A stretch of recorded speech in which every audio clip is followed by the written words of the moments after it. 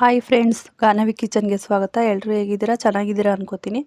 ಇವತ್ತಿನ ರೆಸಿಪಿ ಬೆಂಡೆಕಾಯಿ ಪಲ್ಯ ಹೇಗೆ ಮಾಡೋದು ನೋಡೋಣ ಬನ್ನಿ. ಅದಕ್ಕೂ ಮುಂಚೆ ನೀವೇನಾದರೂ ಇದೇ ಫಸ್ಟ್ ಟೈಮ್ ನಮ್ಮ ವಿಡಿಯೋ ನೋಡ್ತಿದ್ರೆ ಪ್ಲೀಸ್ ಸಬ್ಸ್ಕ್ರೈಬ್ ಮಾಡ್ಕೊಂಡು ನೋಡಿ. ನಾವು ಹಾಕೋ ವಿಡಿಯೋ ನೀವೇ ಫಸ್ಟ್ ನೋಡ್ಬೋದು. ಈ ವಿಡಿಯೋ ಇಷ್ಟ ಆದರೆ ಫ್ರೆಂಡ್ಸು ಫ್ಯಾಮ್ಲಿಗೆ ಶೇರ್ ಮಾಡಿ, ಹಾಗೆ ಒಂದು ಲೈಕ್ ಕೊಡಿ. ಫ್ರೆಂಡ್ಸ್, ನಮ್ಮ ಚಾನಲಲ್ಲಿ ಒಳ್ಳೊಳ್ಳೆ ರೆಸಿಪಿ ಇದೆ. ನಿಮಗೆ ಟೈಮ್ ಇದ್ದರೆ ಒಂದ್ಸಲ ಚೆಕ್ ಮಾಡಿ. ಹೇಗೆ ಮಾಡೋದು ನೋಡೋಣ ಬನ್ನಿ. ನಾನಿಲ್ಲಿ ಅರ್ಧ kg ಅಷ್ಟು ಬೆಂಡೆಕಾಯಿ ತೊಗೊಂಡಿದ್ದೀನಿ. ನಾನಿಲ್ಲಿ ಫಸ್ಟೇ ಬೆಂಡೆಕಾಯಿ ಎಲ್ಲ ತೊಳೆದು ಒಂದು ಅರ್ಧ ಗಂಟೆ ಡ್ರೈ ಆಗಕ್ಕೆ ಬಿಟ್ಟಿದ್ದೆ. ಆಮೇಲೆ ಒಂದು ಬಟ್ಟೆ ತೊಗೊಂಡು ಒರೆಸಿ ಸಣ್ಣಗೆ ಕಟ್ ಮಾಡ್ಕೊಂಡಿದ್ದೀನಿ. ಈ ಥರ ಬಟ್ಟೆಯಲ್ಲಿ ಎಲ್ಲ ಒರೆಸಿ ಸಣ್ಣ ಕಟ್ ಮಾಡಿ ನಾವು ಒಂದು ಕಡಾಯಿಗೆ ಸ್ವಲ್ಪ ಎಣ್ಣೆ ಸೇರಿಸ್ಕೊಂಡು ಚೆನ್ನಾಗಿ ಈ ಥರ ಫ್ರೈ ಮಾಡ್ಕೊಬೇಕು. ಆವಾಗ ಫುಲ್ಲು ಅಂಟಂಟು ಬರೋಲ್ಲ. ನೋಡಿ, ಈ ಥರ ಎಣ್ಣೆಲಿ ಚೆನ್ನಾಗಿ ಫ್ರೈ ಮಾಡ್ಕೊಬೇಕು ಬೆಂಡೆಕಾಯಿನ. ಆವಾಗ ನಮಗೆ ಪಲ್ಯ ಅನ್ನೋದು ತುಂಬ ಚೆನ್ನಾಗಿ ಬರುತ್ತೆ. ನಾವು ಬೆಂಡೆಕಾಯಿ ತೊಳೆದಾಗ ಚೆನ್ನಾಗಿ ಡ್ರೈ ಮಾಡ್ಕೊಬೇಕು, ಇಲ್ಲಾಂದರೆ ಈ ಥರ ಫ್ರೈ ಮಾಡ್ಕೊಳಕ್ಕಾಗಲ್ಲ, ಫುಲ್ಲು ಅಂಟಂಟು ಬರುತ್ತೆ. ನಾವು ಡ್ರೈ ಮಾಡ್ಕೊಂಡು ಸ್ವಲ್ಪ ಒರೆಸಿ ಬಟ್ಟೆಯಲ್ಲಿ ಆಮೇಲೆ ಸಣ್ಣ ಕಟ್ ಮಾಡ್ಕೊಂಡು ಈ ಥರ ಫ್ರೈ ಮಾಡಿಕೊಂಡ್ರೆ ಒಂದು ಸ್ವಲ್ಪ ಕೂಡ ಅಂಟ್ಕೊಳ್ಳಲ್ಲ, ಅಷ್ಟು ಚೆನ್ನಾಗಿ ಬರುತ್ತೆ. ನೋಡಿ, ಈ ಥರ ನೋಡಿ ಫ್ರೈ ಮಾಡ್ಕೊಂಡು ಇದಾಯಿತು. ಇವಾಗ ನಾನು ಅದೇ ಕಡೆಗೆ ಸ್ವಲ್ಪ ಎಣ್ಣೆ ಹಾಕಿ ಸಾಸಿವೆ ಸೇರಿಸ್ಕೊತಾ ಇದ್ದೀನಿ. ಸಾಸಿವೆ ಎಲ್ಲ ಸ್ವಲ್ಪ ಚಟಪಟ ಅಂತ ಸಿಡ್ದಾದ್ಮೇಲೆ ಒಂದು ಸ್ವಲ್ಪ ಕರಿಬೇವಿನ ಸೊಪ್ಪು ಸೇರಿಸ್ಕೊತೀನಿ. ನೋಡಿ, ಸಾಸಿವೆ ಕರಿಬೇವಿನ ಸೊಪ್ಪು ಹಾಕ್ಕೊಂಡಿದ್ದಾಯಿತು. ಇವಾಗ 2 ಈರುಳ್ಳಿ ತೊಗೊಂಡಿದ್ದೀನಿ, ಸಣ್ಣಗೆ ಹೆಚ್ಕೊಂಡಿದ್ದೀನಿ. ಇದನ್ನು ಅಷ್ಟೇ ಸ್ವಲ್ಪ ಚೆನ್ನಾಗಿ ಫ್ರೈ ಮಾಡ್ಕೊಬೇಕು. ನೋಡಿ, 2 ಈರುಳ್ಳಿ ಹಾಕ್ಕೊಂಡಿದ್ದೀನಿ. ಇವಾಗ ಚೆನ್ನಾಗಿ ಫ್ರೈ ಮಾಡ್ಕೊಬೇಕು. ಈ ಥರ ಸ್ವಲ್ಪ ಕಲರ್ ಚೇಂಜ್ ಆಗೋವರೆಗೂ ಫ್ರೈ ಮಾಡ್ಕೊಬೇಕು.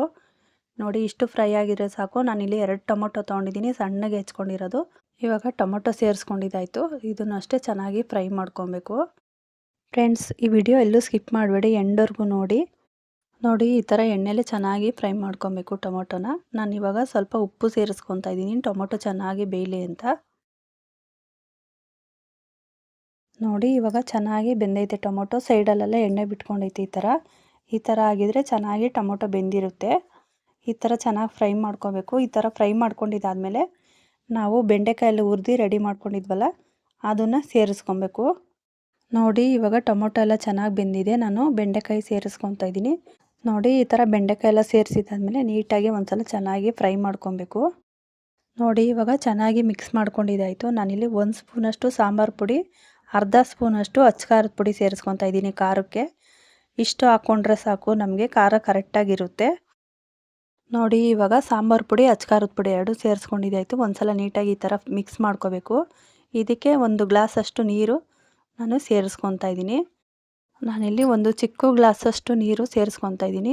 ಯಾಕಂದರೆ ಬೆಂಡೆಕಾಯಿ ಎಣ್ಣೆಲೇ ಚೆನ್ನಾಗಿ ಫ್ರೈ ಆಗಿರುತ್ತೆ. 1 ಚಿಕ್ಕ ಗ್ಲಾಸಷ್ಟು ನಾವು ನೀರು ಸೇರಿಸ್ಕೊಂಡ್ರೆ ಸಾಕು. ಒಂದು ಅರ್ಧ ಭಾಗ ಎಣ್ಣೆಲೇ ಬೆಂದಿರುತ್ತೆ, ಇನ್ನು ಅರ್ಧ ಭಾಗ ನಾವು ಒಂದು ಸ್ವಲ್ಪ ನೀರು ಹಾಕಿ ಈ ಥರ ಎಲ್ಲ ನೀಟಾಗಿ ಮಿಕ್ಸ್ ಮಾಡಿ ಒಂದು 5 ನಿಮಿಷ ಚೆನ್ನಾಗಿ ಬೇಯಿಸ್ಕೋಬೇಕು. ಇವಾಗ ರುಚಿಗೆ ತಕ್ಕಷ್ಟು ಉಪ್ಪು ಸೇರಿಸ್ಕೊತಾ ಇದ್ದೀನಿ. ಉಪ್ಪು ಎಲ್ಲ ಸೇರಿಸ್ಕೊಂಡಿದ್ದಾದ್ಮೇಲೆ ಒಂದು ಸಲ ನೀಟಾಗಿ ಮಿಕ್ಸ್ ಮಾಡ್ಕೊಬಿಡಿ. ನೋಡಿ, ಈ ಥರ ಚೆನ್ನಾಗಿ ಬೆಂಡೆಕಾಯಿ ಎಲ್ಲ ಬೆಂದಿದೆ. ಇವಾಗ ನೀವು ಒಂದ್ಸಲ ಚೆಕ್ ಮಾಡ್ಕೊಳ್ಳಿ ಬೆಂಡೆಕಾಯಿ ಬೆಂದಿದೆಯಾ ಇಲ್ವಾ ಅಂತ. ಈ ಟೈಮಲ್ಲಿ ಉಪ್ಪು ಕಡಿಮೆ ಇದ್ದರೆ ನೀವು ಉಪ್ಪು ಸೇರಿಸ್ಕೋಬೋದು.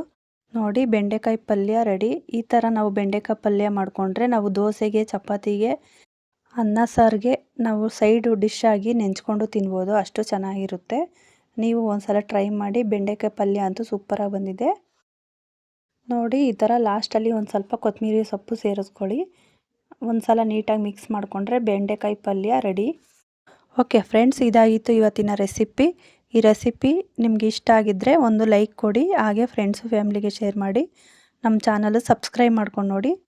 ನೋಡಿ, ಬೆಂಡೆಕಾಯಿ ಪಲ್ಯ ರೆಡಿ. ನಾನಿಲ್ಲಿ ಲಿಡ್ ಕ್ಲೋಸ್ ಮಾಡ್ಕೊತಾ ಇದ್ದೀನಿ. ಸರ್ವ್ ಮಾಡೋಣ ಬನ್ನಿ. ನೋಡಿ, ಎಷ್ಟು ಸೂಪರಾಗಿ ಬಂದಿದೆ ಬೆಂಡೆಕಾಯಿ ಪಲ್ಯ. ನೀವು ಒಂದ್ಸಲ ಟ್ರೈ ಮಾಡಿ ಹೇಗೆ ಬಂತು ಅಂತ ಕಮೆಂಟ್ ಮಾಡಿ.